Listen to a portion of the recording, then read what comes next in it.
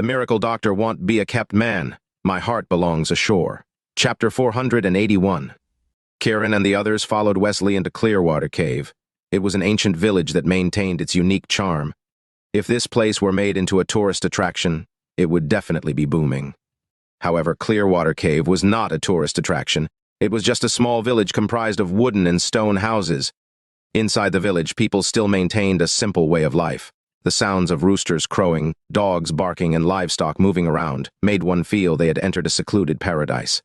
Wesley led them to a stilted building in the middle of the village and invited them up. Then he served them tea and fruits, displaying great hospitality, but he did not mention the chieftain at all. As the villagers passed by the stilted building, they seemed to ignore Kiran and the others as if no one was there. All Kiran could feel was the coldness of the people. It was not the hospitality one would expect from ethnic minorities. He looked at Maxwell and Serena, who had the same confusing look in their eyes. "Maxwell, where have you been all these years? Why didn't you come back?" Wesley asked. Maxwell could not talk about Imperial Dragon, so he lied. "I've been traveling for many years." Wesley nodded. "The outside world must be beautiful. How I wish I were you." After pondering for a moment, he said, "If you stayed back then, you would have been the bodyguard." Maxwell shook his head. "You're a very qualified bodyguard. I don't think I would be as calm as you." "Ha ha ha." Wesley laughed. "Maxwell, you're being too modest. How am I calm?" Maxwell was being polite, but Wesley continued reminiscing about the past and chatting about family matters. Kiran frowned and asked in a cold voice, "The fact that you led us here to stall time makes you calm, don't you think?" Wesley looked at him in surprise. He did not think he would expose him like that, and he looked embarrassed. Maxwell looked at Wesley and said, "We're here to see the chieftain, so please let us see him." "The chieftain isn't in good health, so I'm afraid he hasn't woken up yet," Wesley said in a low voice while silently panicking inside. "How weird. He's not in good health, yet he can still sleep so soundly." "Is he unconscious?" Kiran sneered. "What are you trying to say?" Wesley asked loudly, angered by Kiran's sarcasm. "I'm saying don't waste my time. I don't have time for your tricks." Kiran raised his voice. "Then, leave. The Clearwater Cave. Slap." Kiran slapped Wesley again. "Ah!" Wesley screamed and flew out of the stilted building. In midair, he tried to inhale to cushion the fall, but he failed. Boom! His body hit the ground hard. The stone pavement was so hard that anyone would bleed if they fell on it. "You're going too far," Wesley scolded. Now that he had been hit twice, he was starting to suspect that Kiran was lying about curing him the first time. Then he whistled twice. Whoosh, whoosh, whoosh. The quiet village was suddenly filled with the sound of footsteps. Dozens of young men and women surrounded the stilted building. "Mr. Kiran, what is this?" Maxwell looked at Kiran for instructions. Serena looked at Kiran and said, "Don't make a fuss. This is the chieftain's territory. You must control yourself." "Is the chieftain still alive?" Kiran stood up suddenly and asked the village. His voice resonated in everyone's ears. Many people opened their doors and ran out at this sudden outrage in the normally quiet village. The young people surrounding the stilted building held poison in their hands, waiting for Wesley to give orders. Wesley stood up in pain while blood trickled down his face. He stared at Kiran and asked, "Why aren't you afraid of black magic?" Wesley trod carefully, reminding the young ones to stay calm. When they heard that Kiran was not afraid of black magic, the people's faces grew nervous. They held the poison in their hands tighter, not daring to act recklessly. "If Wesley doesn't take us to see the chieftain, I'll make sure you won't get to see the sunrise tomorrow." Kiran did not answer his question, but he replied with a threat. "You're too arrogant. How dare you?" Wesley was furious. He threw the poisonous scorpion in his hand toward the stilted building. As soon as he did that, the young people also let go of their poisonous scorpions. Soon, scorpions were crawling all over the stilted building. Serena and Maxwell were even more fearful when they saw the white, black, and red scorpions. "These are mutated poisonous scorpions. They're even more toxic. Even a sniff would poison us," Maxwell said to Kiran. Kiran was unfazed. He looked at Wesley and said, "You really don't want me to see the chieftain, huh?" "I want you to die." "How's that?" Wesley snorted. "You want me to die? Do you think that's possible?" Kiran scoffed and picked up a pure white scorpion. "If you dare take my poisonous scorpion, you'll freeze to death in a moment." A young man said to Kiran with a stern expression, "Did you really think you can kill me with an ice elemental poisonous scorpion?" Kiran's calm voice was full of ridicule. "Your arms are already covered with white frost. You're going to die." The young man laughed, confident that Kiran would turn into a corpse. The others saw it as an opportunity to attack Kiran with their scorpions. Seeing as these youngsters were harboring ill intentions, Kiran was getting the urge to kill. He gave them a lethal stare and said, "Safe travels?" Crack. Kiran squished the white poisonous scorpion in his hand, killing it. The frost on his arms shattered and fell to the ground. Ah. After the young man's birth charm died, he gripped his chest with a scream and fell to the ground dead. Wesley never expected Kiran to kill someone. The youngsters looked at Kiran in horror after he killed their friend while he was completely unscathed. "How did you get your love spell?" Wesley stared at Kiran. "Love spell?" The young people around him shouted in surprise. They stopped what they were doing and just looked at him in fear. "That's what I was going to ask you." Kiran threw away the dead scorpion in his hand. Chapter 482. Ask me? What does it have to do with me? Wesley was confused. If no one in Maui gives me an answer today, I'll kill every single person who knows black magic in the Maui tribe. Kiran sounded firm and dominating. You're insane! Wesley was furious. Whoosh! Kiran jumped off the stilted building and walked toward the angered Wesley. When the young people saw him approaching, they dared not attack him with the parasites in their hands. As Kiran got closer and closer, fear appeared on their faces. Without a word, Kiran darted across with his hands raised. Bang, bang, bang! All those who threw poisonous scorpions at him were slapped one by one. All were knocked to the ground unconscious before they could even make a sound. The others stood rooted to the spot, utterly shocked by Kiran's power. Wesley, I don't want to waste time with you. If the Chieftain doesn't come out now, you'll die. Kiran walked toward him with a piercing gaze. You've crossed the line. I'll kill you! Wesley threw the parasite in his hand at Kiran as he backed away, wanting to escape. If you take one more step back, I will kill you right now, Kiran warned him. Wesley froze in place for an instant, feeling trapped, but he still ran in the end. Kiran sneered when he saw him run. He had expected it. Kiran, be careful! Serena and the others came down from the stilted building and followed him. Kiran chased after Wesley, slowly but steadily, not trying to catch up. Many villagers came out to watch, and they were shocked by the scene in front of them. Wesley was the chieftain's bodyguard and an expert in the Maui tribe. They never thought that they would see him run out of fear. Many went back inside and closed their doors, minding their own business. Kiran's smirk deepened. It was unbelievable that Clearwater Cave, a small village, was less united than the people in Maui. Where was the power of the chieftain? What was going on? He had so many questions. Wesley did not know what Kiran was thinking. He was just worried that there was no way to control Kiran's love spell, so he could only try to escape. However, he forgot one thing. When people were nervous, they would often run to the safest place first. Wesley ran to a cave behind Clearwater Cave. Kiran followed at a steady pace. He could have easily caught up if he just went a little faster, but he did not. Wesley reached the cave and ran in without hesitation. When Kiran saw him enter the cave, he sped up after him. There were oil lamps on the walls of the cave. Wesley ran so fast that the oil lamps went out as he ran past. There was light in front of him, but Kiran's path behind was pitch black dark. Kiran was not afraid. He did not even slow as he ran after him. Whoosh, whoosh. Suddenly, a gust of wind echoed in the cave, accompanied by a rotten smell. Kiran quickly lowered his head to dodge it. When he looked back, he saw more than a dozen pairs of eyes looking back at him. Although he could not see what they were, Kiran could guess they were bats.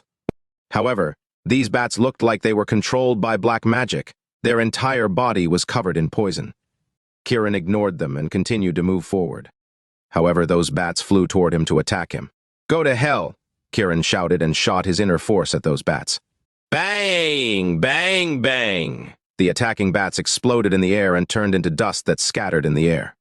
Kiran wanted to speed up, but suddenly more bat sounds came from behind him. Kiran quickly turned and was shocked to see that the dead bats had multiplied instantly. More appeared, and they swarmed at him like bees. Kiran was taken aback. He quickly waved his hands and created another explosion in the air. After being killed, the bats appeared again. How strange. Did these bats replicate themselves? Kiran looked around, but nothing else was there. Kiran stopped attacking and accelerated, ignoring the bats. Rumble! These bats seemed to have gone crazy as they flew around Kiran but did not attack. If Kiran killed them, more would appear. The bats slowed him down.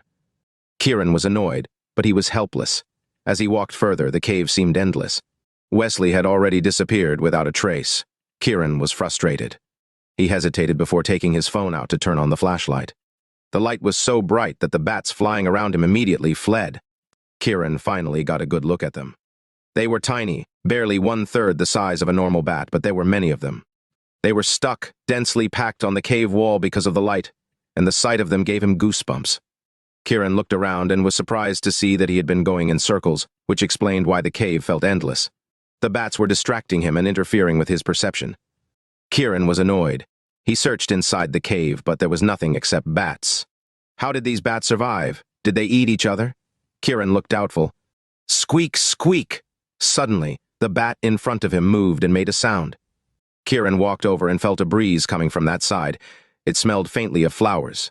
He immediately stepped forward, scaring the bats with the light. Kiran went where the bat was and tapped the wall gently. The wall of the cave made a sound like that of a cracking mirror. Crash! Kiran projected his inner force on the cave wall. Rumble!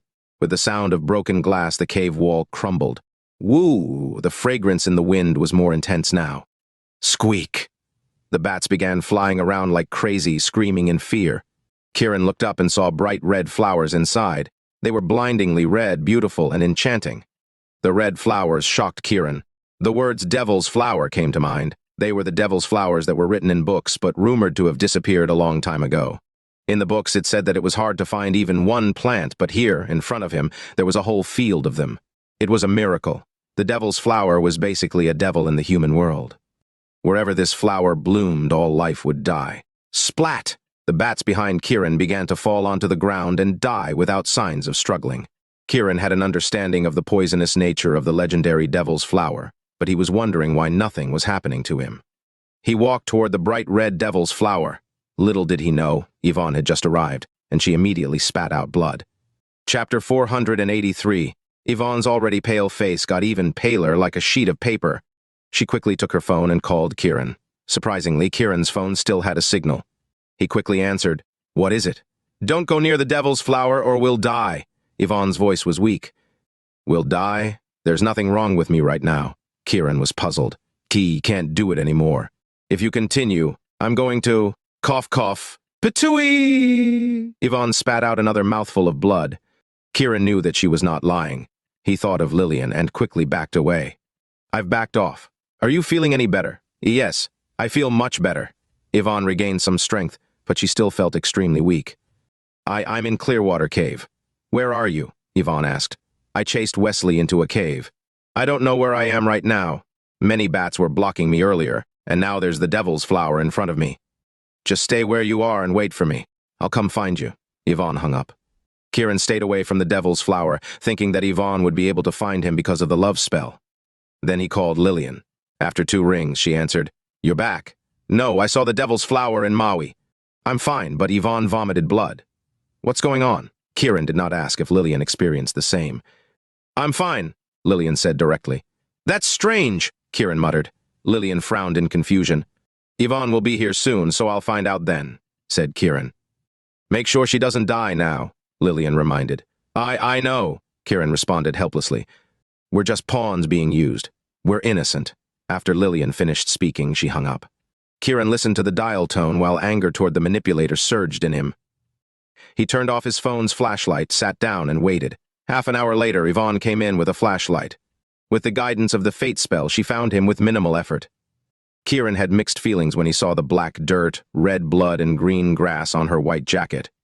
He quickly got up and steadied her. How are you feeling? Yvonne's face lit up. She shyly shook her head. I'm fine. She shone her flashlight inside and instantly spotted the devil's flower blooming like flames. It was stunning. The red color on the petals looked like it was dripping blood. I'm fine. After Kiran said that, he stepped inside. Yvonne's face instantly went pale, and her beautiful face was full of resentment. Kiran, what are you doing? I'm curious. Do you think I'm faking it? Yvonne looked at Kiran bitterly. Kiran shook his head. That's not what I meant. I just want to see how you'll react so I can think of a solution. We can't just leave it unsolved, right? Yvonne calmed down. I won't let you die. I know you're innocent, Kiran added. There was a complicated look on Yvonne's pale face, and then there was a smile behind her eyes. As Kiran got closer, Yvonne looked like she was in pain and about to vomit blood again. Kiran went in but kept an eye on Yvonne outside. He was now certain that Yvonne was not faking it. She was indeed in great pain. Why was this happening? Why did it not affect him and Lillian? Was it the threads of fate? That was the only difference between him, Lillian, and Yvonne. Kiran's mind was running wild. He walked further in. Yvonne screamed in pain as though stabbed. She spit out more blood. Her thin and delicate body slowly squatted down as if she was about to die. Kiran lowered his head and looked at the devil's flower. It was only a meter away, but he went even nearer to see what would happen. Yvonne spat out 2 more mouthfuls of blood. Kiran's chest tightened. He was also getting the urge to vomit blood. Yvonne's pain was transmitted to him through the love spell. Kiran quickly went back and picked Yvonne up, putting a hand on her pulse. It was so weak that she was on the verge of dying. Kiran immediately forced his inner energy into her body and she started recovering. She barely managed to take 2 deep breaths and she looked at Kiran. I don't feel good. My chest feels tight. Kiran lowered his head and kissed her on the mouth. Yvonne felt a force entering her body, soothing her instantly. Kiran picked Yvonne up while kissing her and walked closer to the devil's flower. The closer he got, the more difficult Yvonne's breathing became. She felt like she was suffocating. Kiran kissed her even more passionately and kept giving her energy, lessening her pain. Kiran wanted to speed things up and walk in. Yvonne suddenly hugged Kiran tightly and kissed him back even more passionately. She was so weak that she needed the power of Kiran's kiss. In the end, Kiran was starting to suffocate as well. The devil's flower started to sway, although there wasn't any wind. The red petals became even more vivid and started oozing a red liquid like human blood. Although Yvonne was passionately kissing him, her body began to weaken as if she was about to die any time.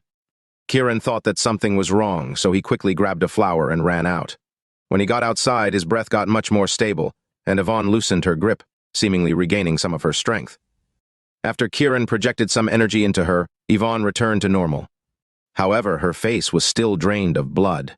Kiran was slightly traumatized. If he had forced his way in, Yvonne would have been dead by now. What was the devil's flower hiding? Kiran was full of doubt. Can you let go of the devil's flower? I can't stand it anymore. Yvonne looked at Kiran with pleading eyes. Kiran looked at the withered devil's flower. It now looked drained of life. Its bright red color had disappeared, and it looked no different from withered grass. Kiran threw it away, and that made Yvonne feel much better. Kiran had even more questions. Is the devil's flower afraid of the threads of fate? Yvonne's pale face changed drastically as she looked at Kiran in panic. Chapter 484. Yvonne was reminded of the fatal poison. The fatal poison was the antidote to the devil's flower. In other words, they canceled each other out. You have the fatal poison in you? Yvonne asked Kiran. I don't have the fatal poison, but Lillian and I have the threads of fate in us. Kiran did not hide it.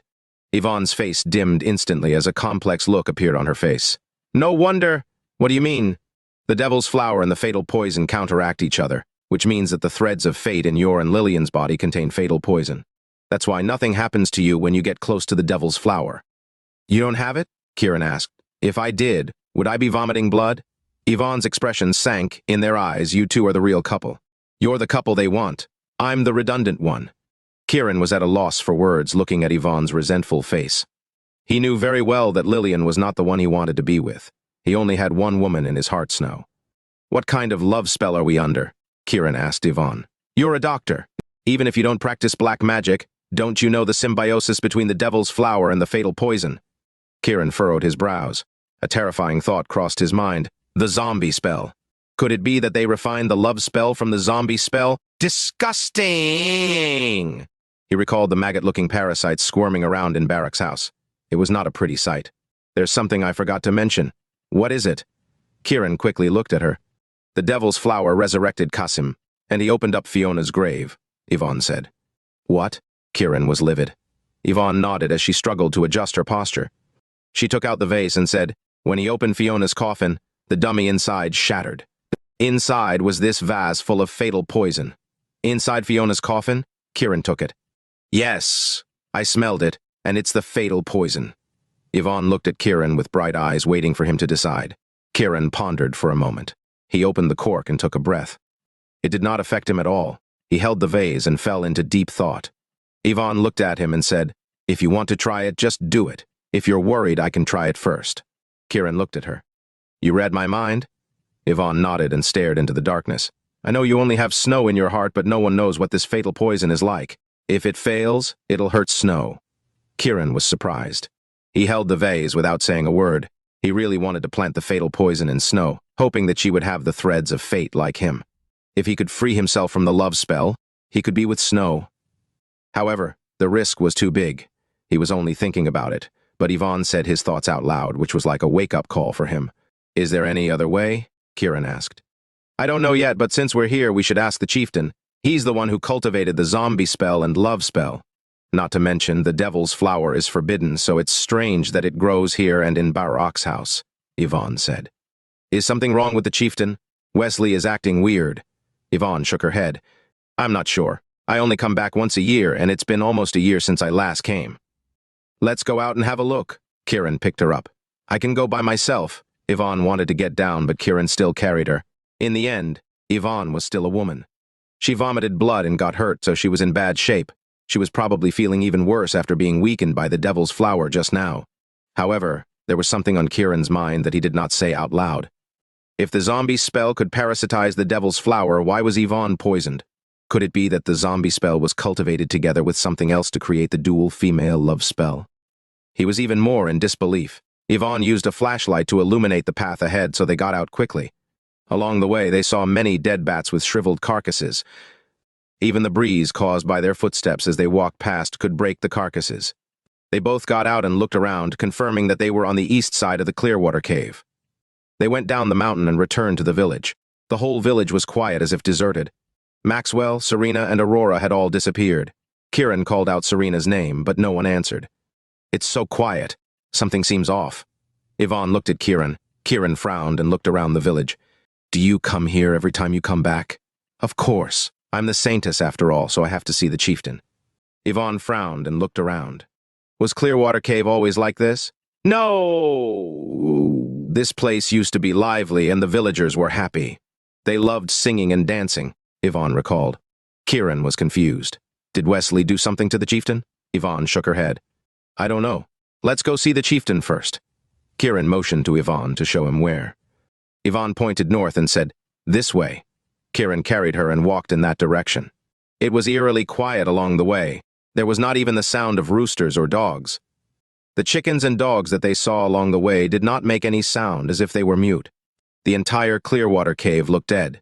Kiran remained vigilant, ready to attack at any time. "Relax. If there's any danger, I'll take care of it. I'll even die for you," Yvonne said to Kiran gently and affectionately. Kiran was touched as he turned to look at her. Yvonne nodded firmly. "Don't worry. Even if you don't accept me, I'm still your other half, and our life and death depend on one another." Kiran did not know how to answer her, so he remained silent. Yvonne suddenly broke away from his arms and fell to the ground. She threw a handful of poison at the animals that were walking like corpses. Instantly, the animals looked at the two with scarlet eyes and ready to attack. Chapter 485. Evil Beast! Yvonne moved swiftly. The poison powder turned into different kinds of poisonous insects. The ground was instantly covered with centipedes, scorpions, and more. Kiran was stunned. Those insects looked like they were counteracting those animals. It was simply unbelievable. As expected, when the animals saw food, they rushed over frantically and started eating. Yvonne did not care that she attacked the animals with poisonous insects. Soon, some of the dogs and chickens were dead. It was the first time that Kiran had seen her this cruel. At that moment, she looked like a little assassin, mercilessly killing left and right. Kiran simply stood aside and watched quietly. After a while, all the animals that ate the poisonous insects fell to the ground and died. The carcasses quickly decomposed and disappeared into thin air. Whoosh! Yvonne stopped and returned to Kiran's side. Her whole body was trembling from the nervousness. Her eyes betrayed feelings of disgust as she looked at him. "It's the first time I've been this cruel." "Why didn't you let me do it?" Kiran asked. "I'm the Saintess of Maui. It's my responsibility to do so. You have no obligation to help me." Yvonne looked conflicted. Kiran could sense the resentment in her words. "You never know what will happen, and I want Snow to be my wife as soon as possible." Yvonne's body trembled and said nothing, but her eyes looked sad and lost. They continued walking into the village. Kiran did not ask what kind of poison she had poisoned those animals with. With Yvonne here, he did not have to be involved as much. It was quiet again along the way, as if nobody was around. If Kiran had not been here before, he would have thought it was deserted. The two walked up to the entrance of a luxurious courtyard facing south. Yvonne stopped. "This is the Chieftain's house." Kiran looked at the house. The courtyard was at least several thousand square meters wide. It would be luxurious in the city, but in Clearwater Cave among the mountains it seemed small by comparison. However, it still occupied a significant part of the village. Many people come to visit the Chieftain every year, which is why it was built so huge, Yvonne explained. "Go in." Kiran now understood why Barak wanted to become the chieftain. It was a symbol of dignity. He opened the door and went in. "Stop!" Yvonne suddenly said. Kiran heard the sound too. He turned and saw groups of people walking toward them. The lifeless Clearwater Cave had become lively again with the arrival of these people. Kiran did now know them, but based on their traditional attire, they seemed prominent people in the Maui tribe. The fact that they had come to the chieftain's home meant that they must be people of importance. "These are the leaders of every village in Maui," Yvonne said in a low voice. "Isn't that the saintess, Yvonne?" A young man with extraordinary temperament said with his sharp gaze. He was strongly built and looked about 180 centimeters tall, but his footsteps were light as he walked over majestically. "Chief Sharp, are you still in love with the saintess?" "Ha ha." Someone next to him laughed. "Cade Sharp lives up to his name as the best of our generation. He might have failed many times before, but he's still as persistent as ever, thanks to his outstanding temperament. He reminds me of Maxwell having a crush on Fiona. I wonder if this relationship will blossom." The others spoke one after another. Although they called him Chief, their voices were full of ridicule. Next to Cade was a short old man who walked steadily. His hands were wrinkly, and his fingers were thick and covered with calluses. He was bursting with charisma. He was considered the master of the group. He was even stronger than Wesley. He was a true martial artist who did not just rely on black magic. Cade is the leader of Blue Water Village, and the old man next to him is Vernon Sharp, his uncle. He's the most powerful master in the Sharp family and the top 3 martial artists in the entire Maui tribe, Yvonne whispered to Kiran. "Is he so strong that he's invulnerable to guns and blades?" Kiran teased. Yvonne shot him a sideways glance and said, "Don't joke around. Cade is allowed to like Yvonne, but Yvonne is my woman." "Cough, cough," a man's gentle voice sounded. Everyone hurriedly moved out of the way. A group of people walked up. The man in front looked sick. He was short of breath, so he coughed when he spoke. The man and Yvonne definitely looked like a pair. "This is James Thatcher, the owner of Grove Cave. Grove Cave is a low-profile cave in Maui. They rarely come out, but most importantly, only a few can go in. Their ancestors set up the myriad poison array in the cave so outsiders could not go in without someone leading them in. Even in times of war, nobody can go in. So many were killed by the array." Yvonne introduced them to Kiran. Kiran's eyes swept across James' face. He had a gentle inner strength, opposite of Cade's, but he was not weak at all. Plus, he had poison in him. In battle, James would be very powerful. Their sudden appearance and James's words made both parties tense. The others remained silent, worried that a fight would break out. "James, enough with the nonsense. Since Yvonne is here today, let's see whether she's yours or mine," Cade sneered. Yvonne's face was pale, but she remained inscrutable. "I didn't think you were this popular, Miss Maui Beautiful," Kiran teased. Yvonne's expression finally changed. She said with a hint of arrogance, "I'm not worried that I won't be able to marry. I'm just worried that I won't be able to marry the person I choose." Just as Kiran was about to tease her, sudden laughter came from behind. "Chief Sharp and Chief Thatcher, I'm afraid that it's just wishful thinking." Everyone turned to look and saw Wesley. "Mr. Gunther?" Cade and James had twisted looks on their faces, unconvinced by Wesley's words. Wesley's eyes flickered across Kiran's face with resentment.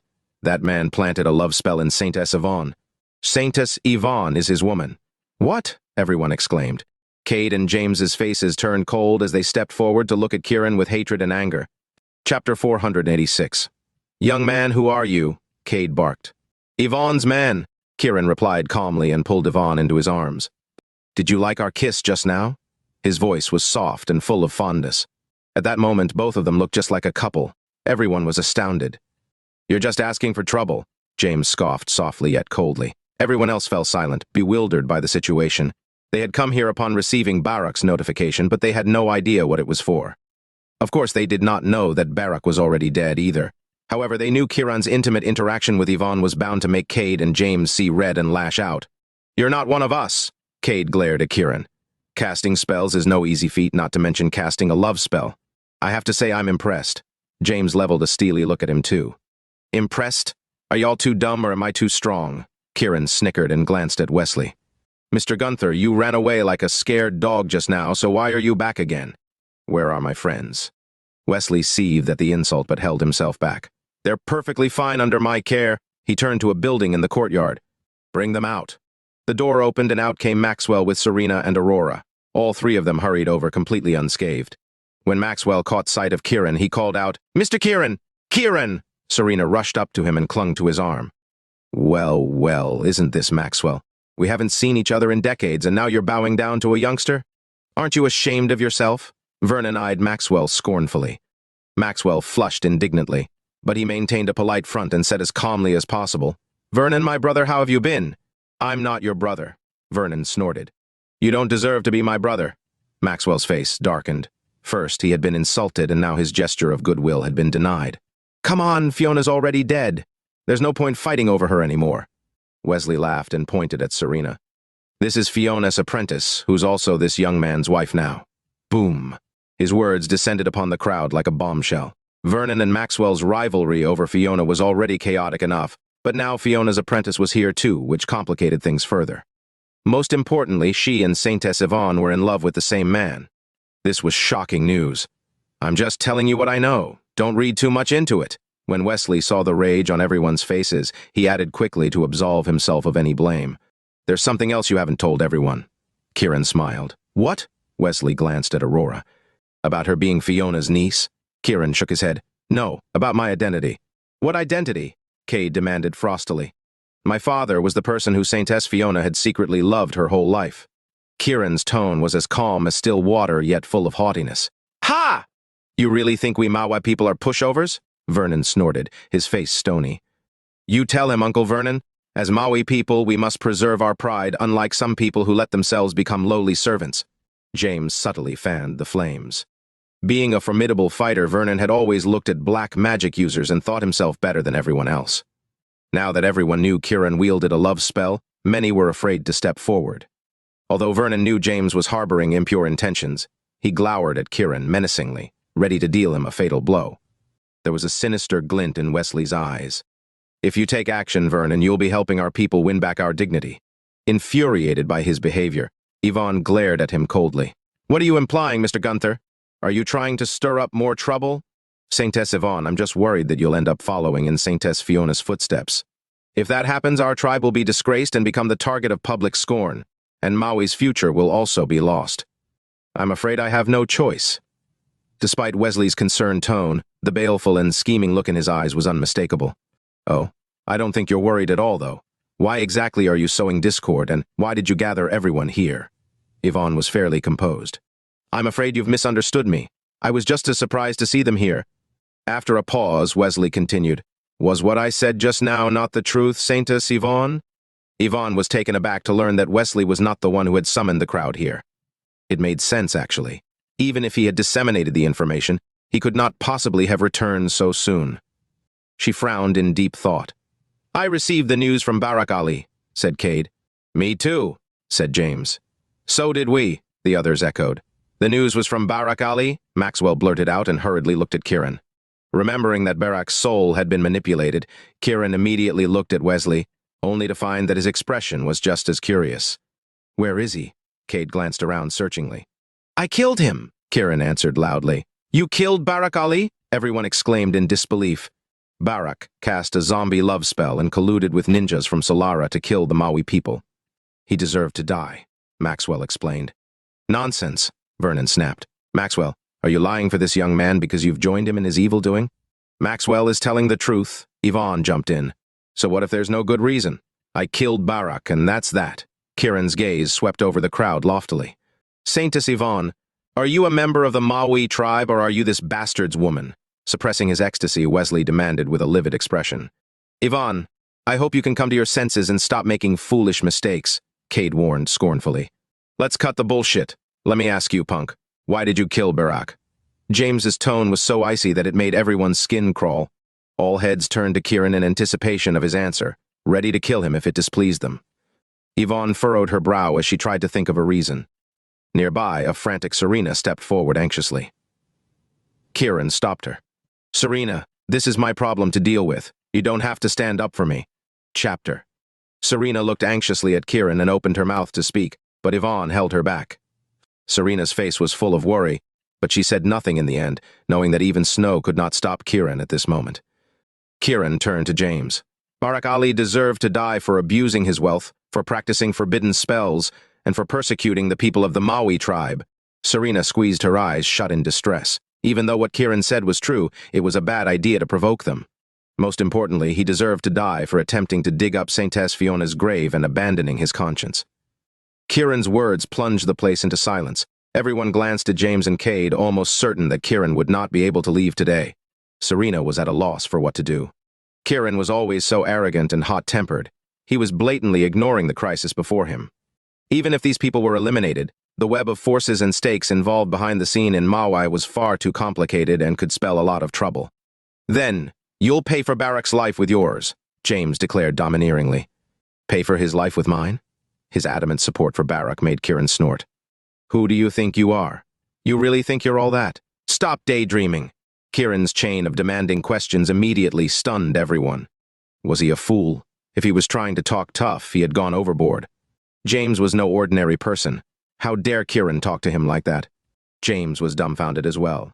Even if Cade did not agree with him, he would at least show him some respect, and even the Maui chieftain would treat him with courtesy. How dare an outsider talk to him like this after murdering a member of his tribe? Wesley was overjoyed by Kiran's idiocy. In fact, he hoped Kiran would stir up more trouble and end up being beaten to death by the enraged crowd. In his opinion, no matter how strong Kiran was, acting so presumptuously in front of the Maui people would only antagonize them. Serena closed her eyes in frustration at Kiran's behavior. On any other day, his cockiness and murderousness would have been acceptable. However, things were different here. In Maui territory, offending one person meant offending the whole tribe. Yvonne, on the other hand, seemed composed. It was as if she expected Kiran to continue his display of arrogance. "Young man, watch your mouth. Even Saintess Yvonne wouldn't dare to speak like that."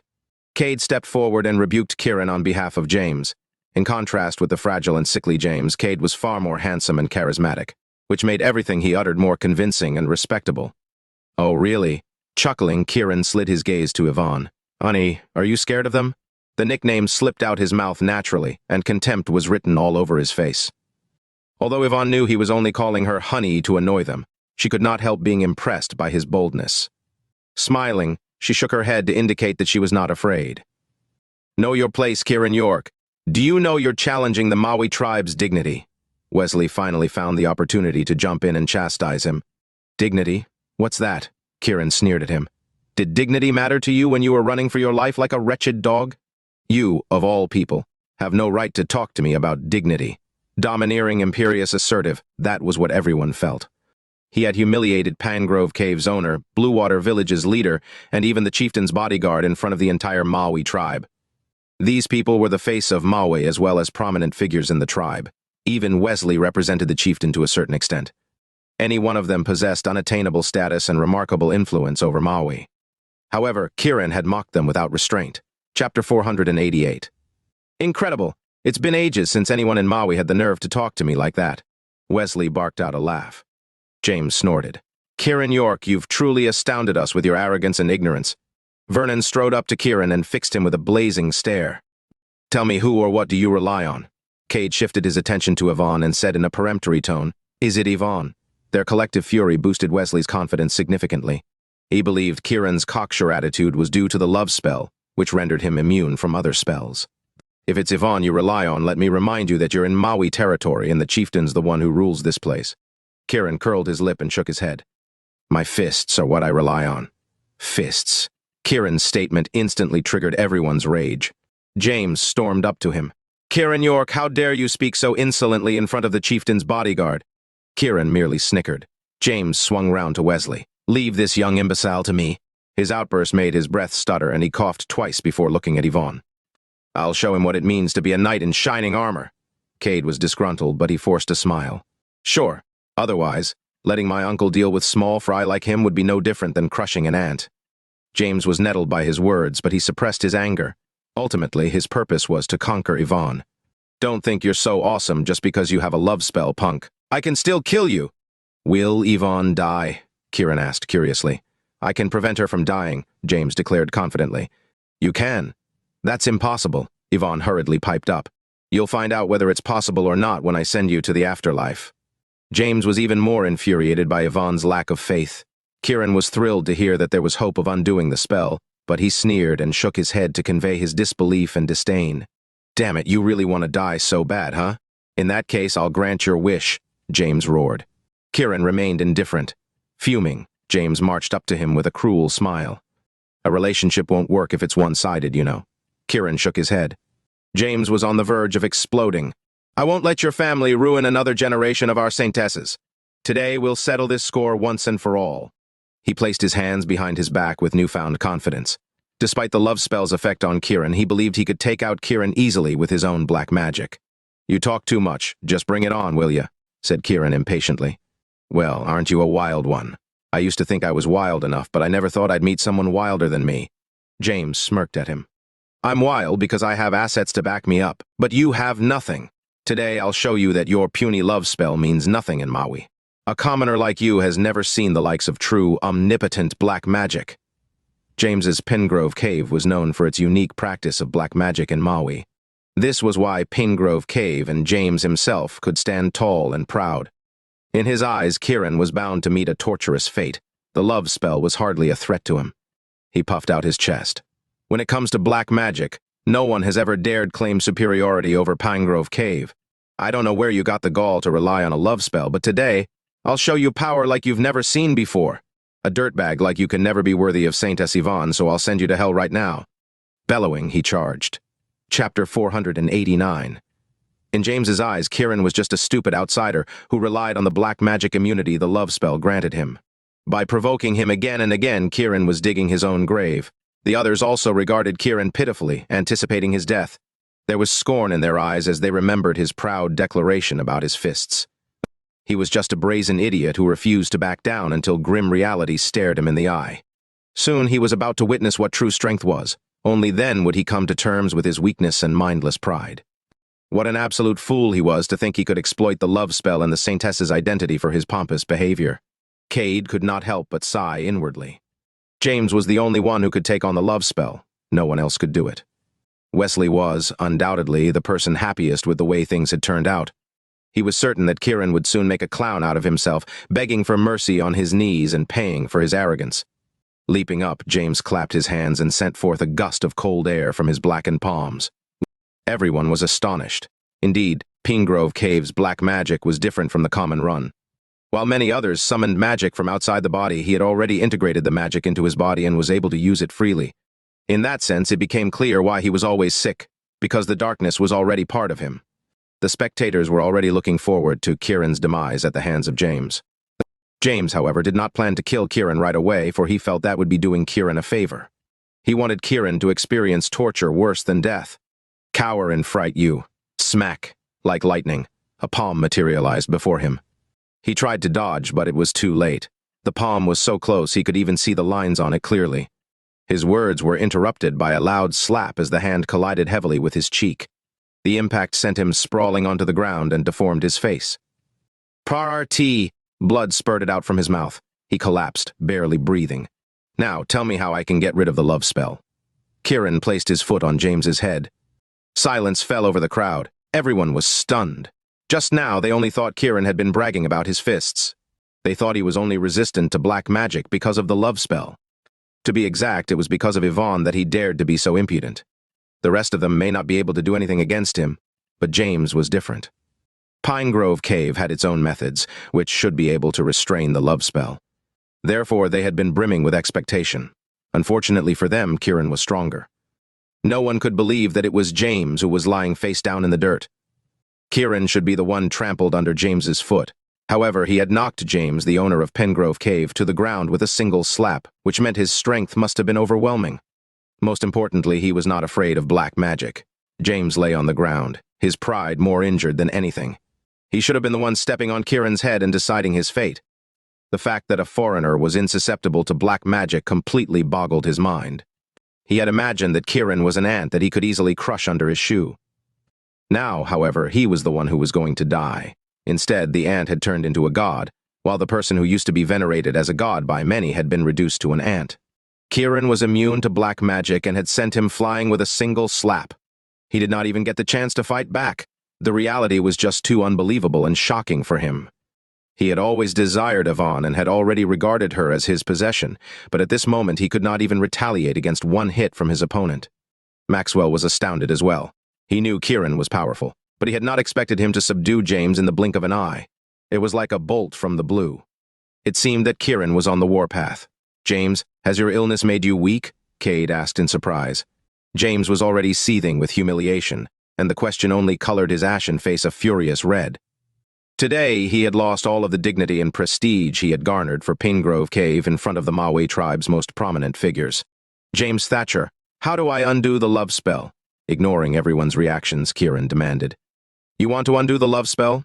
James fought to control his emotions. Yes, Kiran replied. Sprart, coughing up a mouthful of blood, an enraged James drew his last breath. He had been determined to kill Kiran just so he could have Yvonne, the queen of his heart, for himself. However, all Kiran wanted was to get rid of the love spell. Yvonne meant nothing to him. For James, the humiliation of learning that the woman of his heart was nothing to Kiran devastated him more than death itself. In a fit of grief and rage, he died. Kiran was dumbfounded by James's sudden death. Yvonne inhaled deeply in relief. She suddenly realized she was afraid of undoing the love spell. Wesley and the others stood rooted to the spot with incredulity and shock in their eyes. James, the person who they had high hopes for, had been taken out just like that. Disappointed and disgruntled, Kiran shot Wesley a sharp look. Where's the chieftain? Tell him to come out. Wesley gave a start, but he recovered quickly and sneered.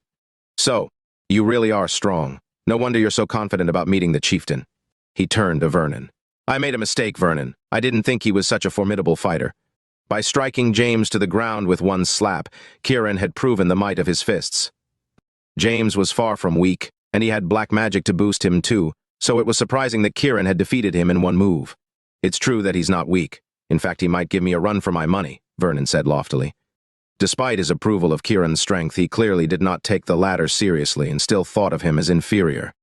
Nevertheless, he did not take action immediately as he felt that Kiran was not worthy of his attention. Kiran's fury welled up again. He could tell that Wesley refused to let him see the chieftain and was instigating Vernon to fight him.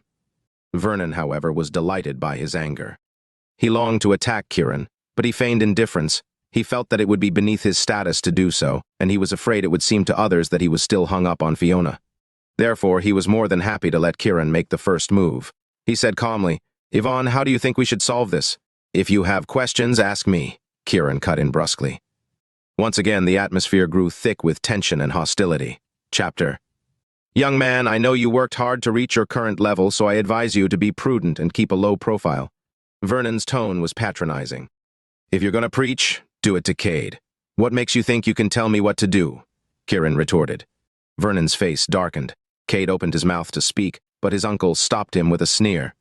If it wasn't for the love spell connecting you to Saintess Yvonne, did you think I'd spare you any courtesy? His self-righteous words showcased the extent of his shamelessness. Kiran scoffed. You're the perfect example of a hypocrite. You know better than anyone what you're thinking. My only request is to see the chieftain and nothing else, so why do you keep protesting? Wesley's trying to pit us against each other. Why are you pretending to be all good and noble here when you're just as corrupted? He exposed their little scheme without mercy. Thick-skinned as Vernon was, he still flushed with indignation. Feeling the eyes of everyone on him, he snarled, Kiran York, how dare you? Cade interrupted him. Kiran York, my uncle said that to save you from embarrassing yourself and prevent others from accusing him of bullying you. Otherwise, you'd already be dead. He slid his gaze to Yvonne. Don't you think you owe us an explanation? Why did he kill Barak? Why did he kill James? His tone was overbearing and priggish. I said if you have questions, ask me, Kiran repeated, scowling at him. Do you have the brain of a bird? Saving me from embarrassing myself, huh? Why would I even need you to spare me? Cade's face turned red, then white. You're in no position to do that. Kiran raised his voice aggressively. If you won't let me see the chieftain today, I'll kill anyone who tries to stop me. Kiran York, you're too full of yourself? Vernon was incandescent. Since you think of yourself so highly, I'll show you what greater power looks like. Kiran's ungracious dismissal enraged him completely and triggered the impulse to murder in him. Yvonne, you'd better give me an explanation before we meet the chieftain. Also, what are you going to do if I kill Kiran with one blow? He fixed Yvonne with a stare, his eyes glinting menacingly. Kiran, just let it go. This matter's getting out of hand, someone chimed in. If you keep acting like this, you'll only land Yvonne in great trouble. You don't want to make an enemy of the entire Maui tribe. Others immediately voiced their agreement. Kiran seemed to have become the target of public condemnation. He snorted. Oh, so you guys are the chieftain now? For people who followed the masses without a stance of their own, he felt contempt from the bottom of his heart. Given the underlying turmoil in Maui, it was strange that the chieftain had yet to make an appearance. However, these people were only interested in yapping instead of uncovering the truth. These so-called elites or village leaders were nothing but blood-drinking monsters like Barak Ali. Birds of a feather flocked together. How good could a person be if they thought of Barak positively? You think you're a match for Vernon just because you're a little stronger than the average person? He's practically invulnerable. Black magic isn't the only thing we Maui people are capable of. We have great fighters, too. If you keep behaving so arrogantly, Vernon will beat you to a pulp. The crowd hurled all sorts of angry insults at Kiran. Beat me to a pulp? Kiran jabbed a finger at James's body on the ground and snickered fearlessly. You have an example here. Vernon was infuriated by his blatant disdain. Still shooting your mouth off, huh? Do you think you're invincible? I can beat you to a pulp, that's for sure, Kiran answered coldly. Reckless fool, Vernon growled. It seems that if I don't personally show you the gap between us, you'll never understand what true strength looks like. This time he stood up boldly, as a member of the Sharp family and a recognized fighter, as well as the first in Maui who did not rely on black magic. He was determined to show Kiran whose fists were stronger. Anyone who tries to stop me from seeing the chieftain dies, Kiran declared frostily. At this moment, he was like a king incarnate, bristling with power and looking down on the world as if he alone was the honored one. Although Vernon's reputation resounded throughout Maui, he was nothing in Kiran's eyes. His and Cade's expressions changed drastically, taken aback by Kiran's unrelenting assertiveness. Vernon roared, "You'll regret what you said." He began to make his way slowly to Kiran, clenching his fists and cracking his knuckles. A tremendous force seemed to rise from within him. Suddenly, his hair stood up on end, and his body seemed to grow larger. Like the joints of bamboo, the energy surrounding him began to swell, climbing higher and higher. As his energy surged, his body emitted a white light, and tendrils of power could be seen flowing out. Shouts of amazement rang out from the crowd. Someone could not help but exclaim, "I always thought black magic was unmatched when mastered, but now that I've seen Vernon's impenetrable vital energy shield, I realize how shallow I've been. It's absolutely frightening." "Vernon's almost like a god at this point," Maxwell remarked in astonishment. Cade's heart swelled with pride at the sight of everyone's overwhelming expressions. This was a symbol of the Sharp family's strength. He glanced at the chieftain's grand mansion, wishing he could live in it and become the chieftain one day. The light shrouding Vernon's body was like a white robe. Sunlight reflected off it in a dazzling spectrum of colors, making him appear like a god descending from the heavens. "You've never seen anything like this before. We have a god in Maui," someone from the stunned crowd murmured in awe. The most excited person was no doubt Wesley, whose hope of killing Kiran had been rekindled. So what if Kiran was strong and immune to black magic? Vernon's power was already on a god's level, far beyond the scope of human imagination. There was no way Kiran could achieve that at his age, and there was no way he could compare. Vernon's movements were unhurried, but he continued to close the distance between them. When he was less than 6 feet away from Kiran, he finally moved. Like a bolt of lightning, he streaked through the air so fast that he became a blur. At the same time, he threw out his right fist, producing a series of thunderous crackling sounds, as if the air itself was exploding. The might of his fist had the potential to shake mountains, split brambles, and flatten everything to mush.